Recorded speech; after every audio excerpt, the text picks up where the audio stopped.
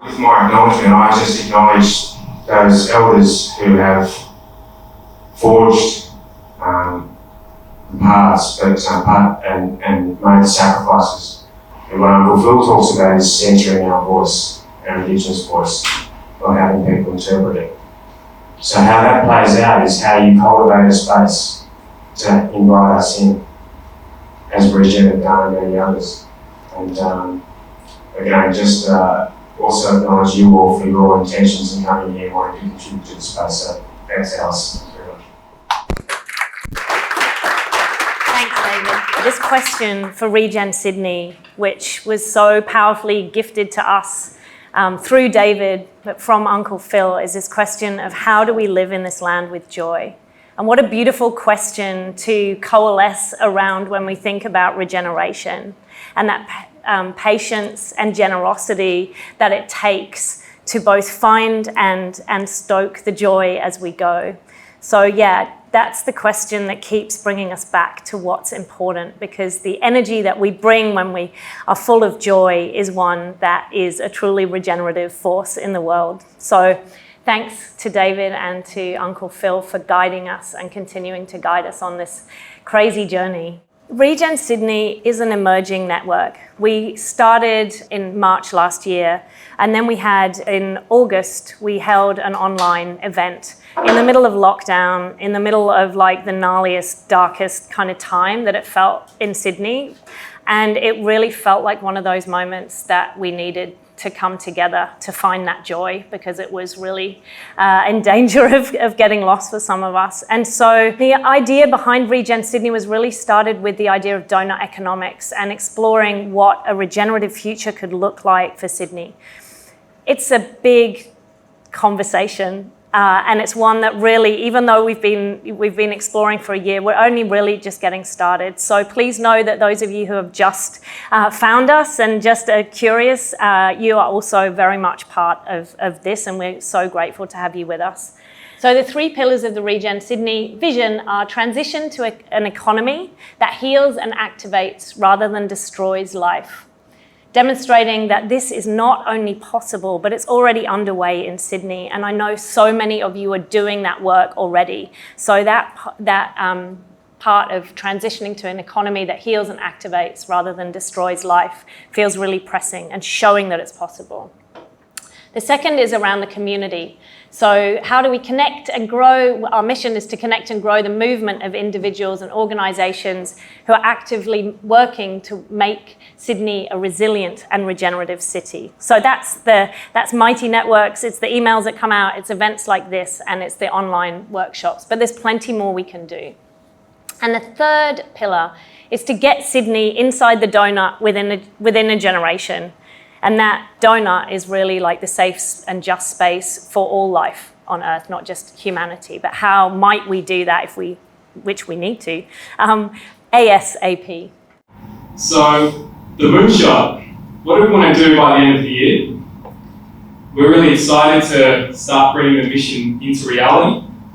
And by the end of the year, we'd love to be able to create a Sydney donut. So what do we as a community deem as valuable in a regenerative city? What are the elements that we'd like to see in a regenerative city, but also help to define the framework with which we can then measure, hold ourselves accountable, and create the vision for the future based upon that? So if we want to get to a Sydney donut by the end of the year, what do we need to do? And we're thinking over the next couple of months, we'll have community workshops and industry roundtables, similar to how Melbourne's done. The idea there is to bring people around different parts of the donut and then explore regenerative economics through those lenses, see what's valuable across different industries, test that, and then at the end of that, hopefully end up with something like what Melbourne's got. That's the process. Better. I think it's worth saying as well, this is where colonisation started in Australia. I think we're in a unique place to bring in the First Nations centre in as well. And I think everyone's appreciated that I've spoken to about that so far as well. But that's the process down in Melbourne. They had, before they came up with their Melbourne donut, and they've got a series of community workshops. You can see there in blue the engagement phase, which was complemented by some leadership interviews, as well as the industry roundtables here. So through the blue, the engagement phase, they had different topics, came up with a vision, which they then tested through the interviews, and the industry roundtables, which were industries such as economists, the NETA roundtable, as well as architects and built environment, and a couple others as well. You can see here the 4 quadrants of the city portrait, which is what they call it. So donut economics, if you unroll the donut, you end up with the ecological ceiling at the top, social foundation down the bottom. And so you end up with 4 distinct areas of exploration. So you've got local and global, as well as social and ecological. So the 4 questions that really start to evoke ways that for us to explore this are: how can all the people of our place thrive? How can our place be as generous as the wildland next door? How can our place respect the health of the whole planet? And how can our place respect the well-being of all people? You can see Melbourne's 5 workshops there are across the local social and local ecological quadrants primarily. And the industry roundtables tested some of the global aspects as well. So we're looking at the Melbourne model for inspiration, but also trying to think about how we actually want to frame up our engagement phase. We're a forming network, but we are hot on the heels of lots of other places around the world who are exploring donut economics. And one of them is Melbourne, obviously. We've got Regen Meanjin up in Brisbane. There's down on the Mornington Peninsula, a group down there. There's groups all over Australia, and we are linked in with them, and we regularly meet every month. And we're also linked into the Donut Economics Action Lab, as in the global platform. So we're connected to and liaising with other cities around the world. And I think there's just such an exciting challenge for Sydney, the way that we can do it, the way that we can weave it in as only we can, and the story of this place and what it means and how that works up and through us and into this Northern European kind of model, which was trying to come down here. There's already story here. There's already a place and frameworks and patterns in the land that we can, dig into and surface as we explore regenerative economics model. And the donut is the best one that we have found so far. So we hold it lightly, we use it playfully, and it gives us something to gather around. And in the last year or so, there's been so much amazing work done. You've seen, hopefully, those of you who've had a look have seen the report, and you've seen that we've also tried to get a sense of what good work is already underway in Sydney and highlight some of that. And as we go forward, we want to do more of that. We want to tell the good news stories of Sydney. We want to tell the stories of regeneration, and we want to link up more people who are actively working in this way and who are interested. It's such a big vision. It's really bloody exciting, to be honest. I get so excited about it.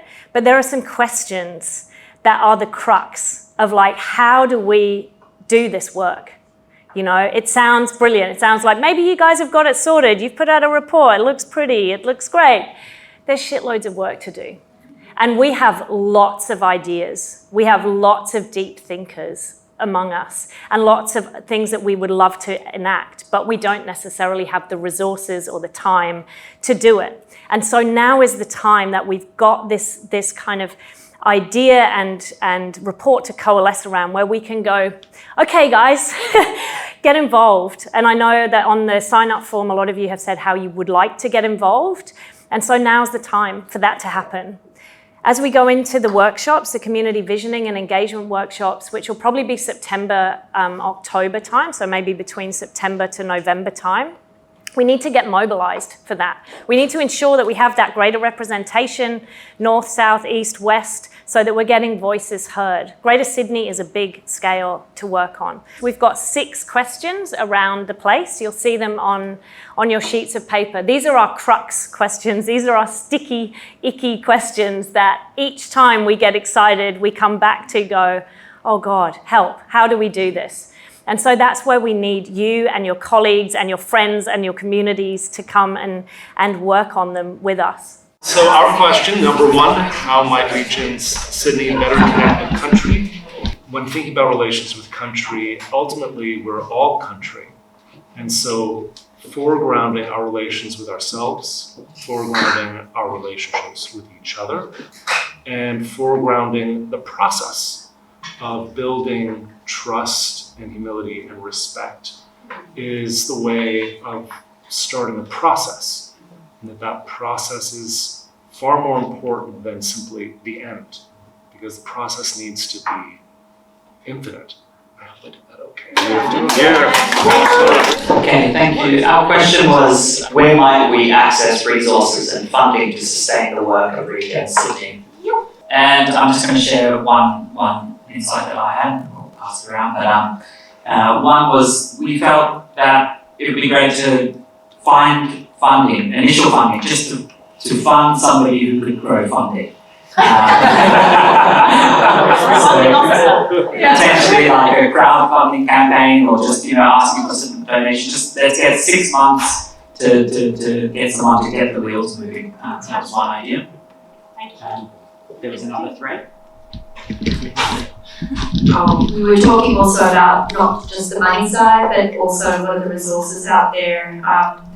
And if we think about also Sydney and Greater Sydney, what are the ecological systems? So how does 2 help with 5, and starting with the ecological? Who are the systems out there across Nepean River and all the other river systems? So Sydney Water or catchment authorities and those sorts of organisations. There's a bunch of ideas here as well. How do you connect in with communities? But we're sort of looking at that question in relation to the others. But also look at resources as existing information, existing knowledge, existing community groups. So how can we, because there's a lot out there, there's lots happening already. How can we bring some of these things together? Otherwise, we're all getting funding for our really exclusive projects. But how can we work more collaboratively? So our question was, given the complexity of the Greater Sydney scale, how might we reach across the full span, north, south, west and east? So in terms of who we were going to reach out to, we were thinking established networks, local government associations, MPs, elders groups, land councils, thinking about local groups, community organisations, Indigenous organisations, disability organisations, thinking about education systems that are already in place. How do we reach young people? How do we also reach sort of universities and tap into their resources? And then how might we start new groups? So that's all in relation to the who. And then in terms of the how, so many ideas. So how do we invite people in? Thinking about simpler or free activations. How do we make it go viral? How do we tap into local Facebook groups? Does anyone know how to use TikTok? How do we invite people in? So using scenarios, hitting the pavement, being visible at local markets, making it fun, engaging Documentaries Australia potentially. And then also thinking about, well, there are so many resources that exist already, how do we make those more accessible? Make the point about hyperlocality is that I just think that what we saw in the election was the idea that local matters much, much more than lots of people think. And in Sydney, and I'm happy that Melbourne thought they could do all of this with 100 people in a Zoom meeting, but I actually think that the way of the current system and the future is to say, all the questions are about place, and in Sydney every place is so different that we should actually be going place to place to place to place. And connect, and have them connected as well. And that goes back to that sort of resources as well. So they're connected, and they can sort of volunteer their time, resources, and money, of course. One of the big ones was that there are so many networks, and really tapping into those networks, and we sort of started with sort of art centres and schools, and one of the key questions, about even coming here tonight, and the fact that we sort of guessed that for most of us it probably would have been 30 minutes, and within that. And if we did host this in, the Blue Mountains or out in Western Sydney, how many of us tonight would have gone there at 5 o'clock? So how can we actually look at those sort of local places? And I guess another thing we talked about was the way that you communicate. So, I said, imagine if we walked in today and there was just a big donut on the floor.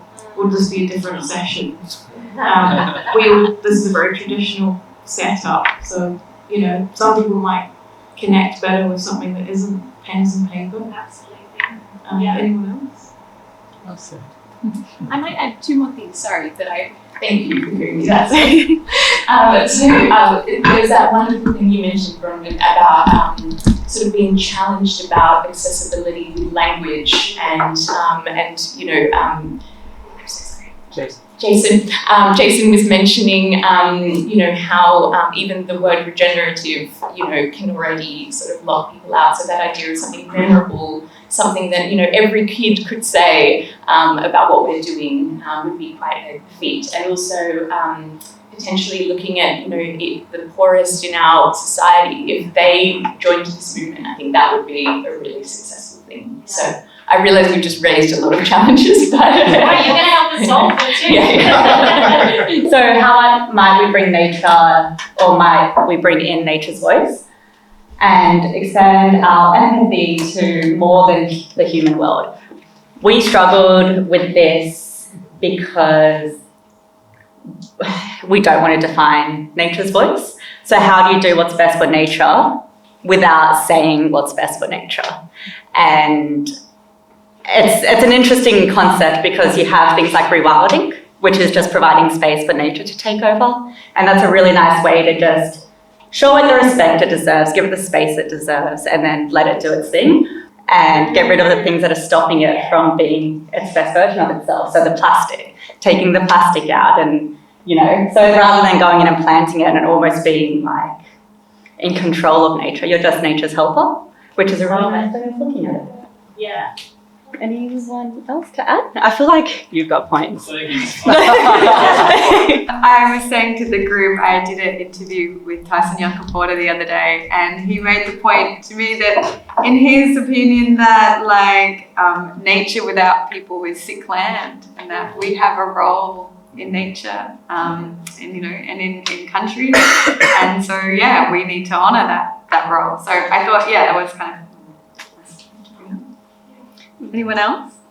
Okay.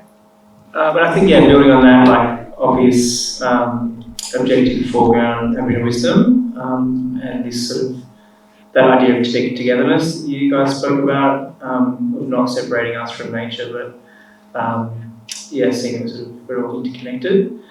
And then, ways to kind of foster that mindset of togetherness. We spoke about, spending deep time on country and learning to build those listening skills and observing in, you said a nice way, kind of caring about this sort of very active observation, not just kind of letting it wash over you. There's time for that too, but kind of watching the systems and patterns that are emerging in that, trying to see the wisdom that's there in those complex environments and taking inspiration from that.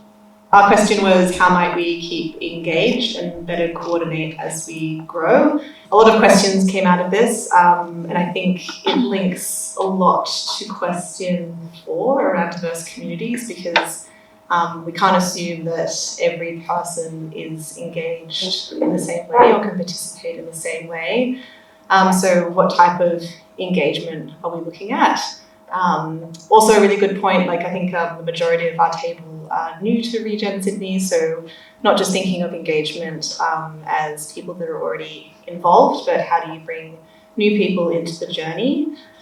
There was a point around how engagement evolves as we grow.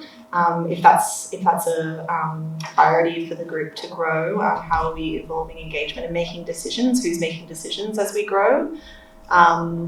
And then the question of who are we as people, the network, a periphery network, or just everyone involved in this mission. really good point around decentralizing engagement and participation. So there's a lot of barriers to participation, both for online and in person, which we all know about. So there was points around what does super local engagement look like, because Greater Sydney is so large. What would regenerative or Regen Hawkesbury, Regen Blue Mountains, or even smaller super local chapters look like as working hubs? And knowing that there's also a huge diversity in Sydney, not just geographically, but through culture, age, ability, that type of thing, what engagement works best for all those cohorts. No answers here, all questions. Oh. You guys are analysing the questions. And linked to I think the diverse group question around just in the room tonight, are we a certain age group? Is there a cohort of that could be engaged of the younger folks and older peoples, and what type of existing networks could we tap into there, like TAFE, high school, those types of things.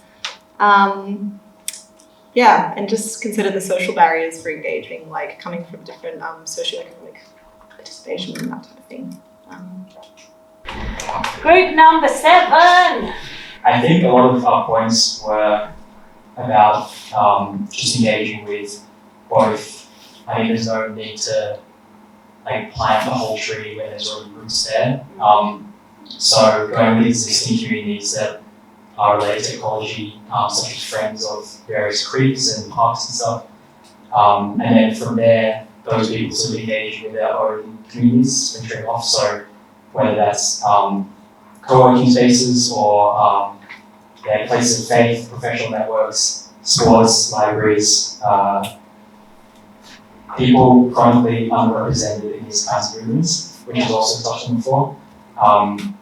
I think part of that, in terms of how we engage with them, was looking at methods that we use to engage with them. So it was also mentioned before, but whether English is a barrier to interacting with certain communities, and also whether if we use social media, if we use tech, it's something that's really easy to use and connects a lot of people, but it can also exclude a lot of people. So just being careful about the methods that we use to connect with people was a big part of our conversation. I think it's useful to kind of reflect ourselves on who is here tonight. Like, what kind of people are we? Are we affluent? Do we have easy access and see which kind of communities are being locked out of our conversation just because of how we run our events? So in terms of how we can better engage with those communities, it might be that we need to put in some kind of scholarship thing so that people can be supported if they miss out on work to attend these kinds of events or things like that. Just one point, I guess, is recognising that not everyone has the same level of, or can't commit in the same way as maybe we can tonight. Prioritising what our kind of key call to actions are for the broader Sydney community, and what some of those key messages can be more easily distributed across those groups as well. Thank you all very much. Thank you for jumping in and just really thinking about those questions. As I said before, we're not here to solve all of them. We're here as a hive mind to harness some of the collective wisdom in the room and in the network, but also to walk this journey together and acknowledging that it's imperfect. Right at the beginning of this, we were like, do we even start? Because how do we walk with First Nations people, which is so central to what we want to do? Do we even set off if we're not doing that right from the first, toe step? And I just want to acknowledge that it is imperfect. It's bloody messy, and it's crazy as hell to be doing this. So just really appreciate having everybody's minds just thinking through some of these challenges. And what we want to do is take these ideas and synthesize them and then play them back and keep exploring them in Regen cafes and stuff. And we would love, you know, as I've said before, there are just 4 or 5 of us who are working to kind of make this happen, plus the support that we get outside. So we really, those that have capacity to help, this is the start. So yeah, fantastic. Thank you all for thinking through those questions. One thing that we'd love to think about is just what level of engagement do you as an individual would you like to have with Regen Sydney? I'm assuming a lot of you are pretty engaged because you're here, which is fantastic. So what's your role as we roll? So the first one is lead. Do you want to be part of the organising crew, the kind of engine house, the wheelhouse of Regen Sydney? In the kitchen, maybe, to keep the donut analogy going, stirring the pot. So that's lead. Do you want to be part of making the magic happen? The second one is partner. So that's proactively working with us. So helping enable the work of Regen Sydney and the actual making the engine room, you know, adding coal, oh God. Adding eggs and flour as we stir the pot, sorry guys. So proactively working with us. And that's not just, that's kind of amplifying, supporting and partnering with us. The third one is follow, and that's kind of where the network is at the moment. There's a lot of people following. That's growing the community. All this work and all these thoughts that you guys have had around how might we build and reach across the different parts of Sydney, how might we build and engage with in a different and unique and really relevant way. So that following is really important as well, attending events and being part of the community. And the last one is to honour, and that's fine. Not everybody is able to necessarily give their time or resources to this, and that's totally fine. But if you've turned up, you're interested to see what it's all about, you honour the work, but you're not able to participate just now, that's fine too. So if you haven't already, those of you who are new and actively here, obviously, then please make sure that you join the email list. Go to the regen.sydney website and sign up so that you're getting the e-newsletters and that kind of thing. So there's the e-newsletters that we send out via Mighty Networks, via MailChimp. And then there's the Mighty Networks, which is the community platform. So the more of us that are on there, the more of us that are participating, listening and contributing, the more that will generate its own force. It's challenging to start with. We're all on a bunch of different ones, but the regenerators, the way that they use Mighty Networks is great. And now we've got Maddie on board to help us. If anybody else wants to help in that regard, please let us know. But yeah, jump on Mighty Networks. That's where you can post about your events that you're running. You can ask a question. You can poll the group. So use this collective wisdom for the work that you're working on as well, and seek counsel and advice on that. Yes, those of you who have put that you might want to lead.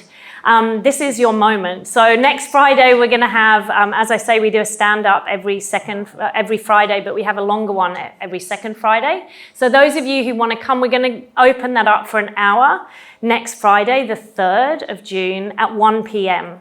So those of you who have put your name in the lead section, this will be a chance. We'll contact you, see if you're able to make it. We'll just invite you to it. Don't worry if you can't, but we'll record it or something. We haven't figured out what that looks like yet, but it would be awesome to have you there so that then, as you said, we can answer some of those questions that you might have about what are our values, what might leading look like, and we can begin to kind of coalesce as a team, which would be amazing. And the third thing is have a drink. Have a drink, relax, meet your friends, and thank you all so very, very much for coming and contributing this evening. Thank you. Again, thanks to Kieran, thanks to Pete, thanks to Bronwyn, Dr. Bronwyn Morgan at the back, who is part of the organising team, Claire, who's been part of since the beginning, and to Dave, particularly for Narara Eco Village for sponsoring the food this evening, which is incredibly generous. So yeah, thanks so much. And to Canva.